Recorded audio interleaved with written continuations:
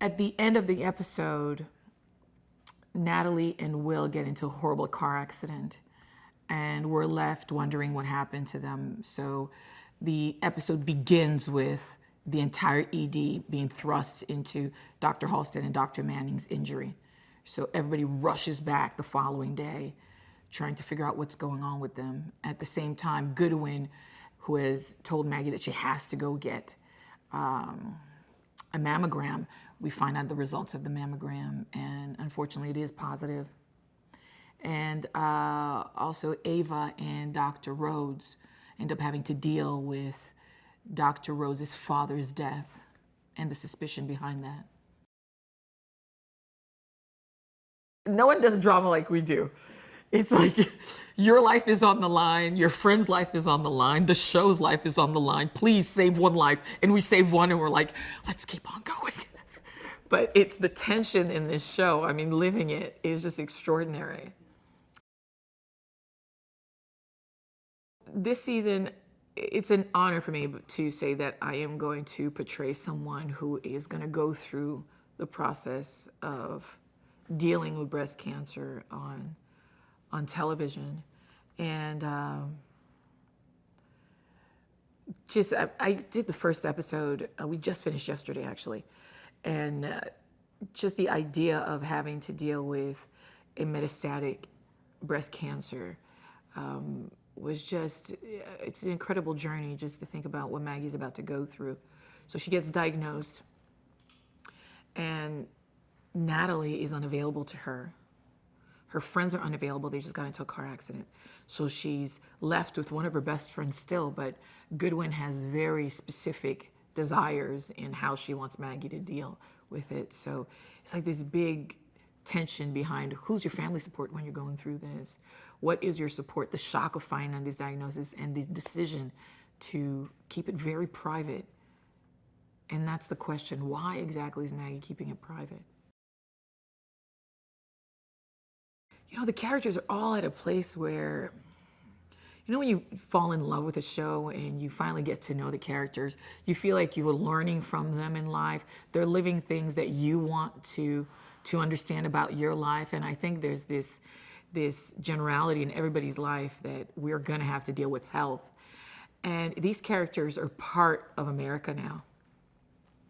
Wednesday, 8 p.m., America wakes up to, hey, let's talk about health and our best friends, the Chicago Med crew. And I think we're just at a place as characters where we're close, you know? I feel like we're close to America. We're close to our viewing audience and to the ones that are about to join us too. So it's very intimate. When I meet people on the street, it's Maggie belongs to me and belongs to them at the same time. And I think that's the secret behind the One Chicago story, is that we're very intimate with the American audience.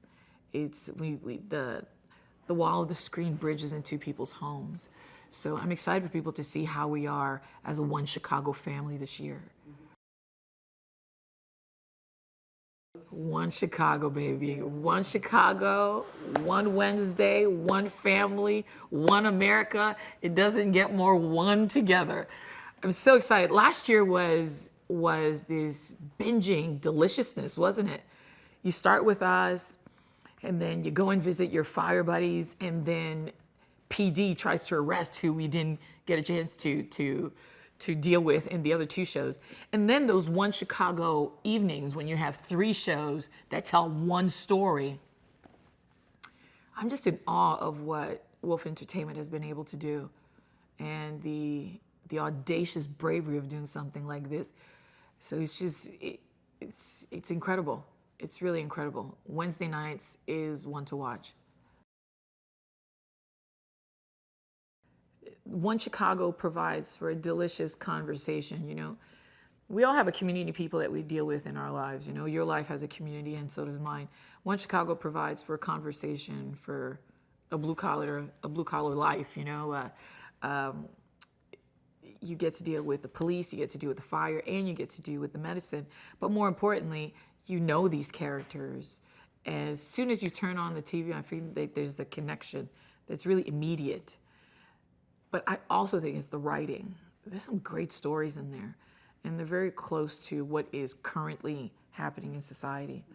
So word of mouth is just spreading now. That I was in London and I went to buy coconut water.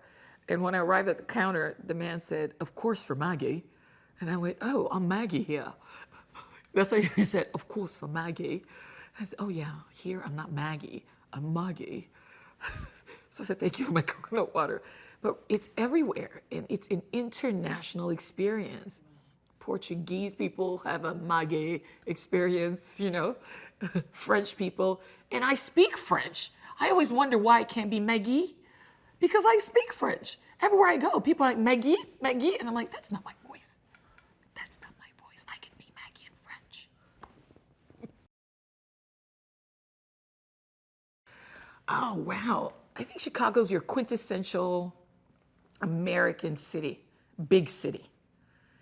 It has everything. It has a very interesting, eclectic group of people. Chicago has people that came from the 4 points of America and just converged into this one place. So culture in Chicago is just extraordinary. I won't talk about the food because that's a problem. Chicago and the food, I mean, you can't, every night you would be somewhere. And then also, I think culturally, internationally, Chicago becomes this melting pot where people love to come and visit. Anywhere you go in Chicago, you'll meet foreign internationals just coming in to taste the food we have, to visit the city and the history behind it. The foundation of the city by Jean-Baptiste Point du Sable is a very interesting settling story. If you ever get a chance to come to Chicago and do the whole history behind the city, you'll understand why people are drawn into it. It is the home base of the heartbeat of America. So to make a story that lives in this city, the city definitely invades the story and even becomes the primary character, I think, in everything you do. The way Chicagoans speak, the way they do life, you're in Chicago, you're not in Chicago. For me, I was in Chicago. They were like, "Oh no, Chicago." Like there's something about the middle of the word that means more than we think it means. But Chicago has a history. Martin Luther King said this one thing once upon a time when he came to Chicago. He says, "You take Chicago, you could take America."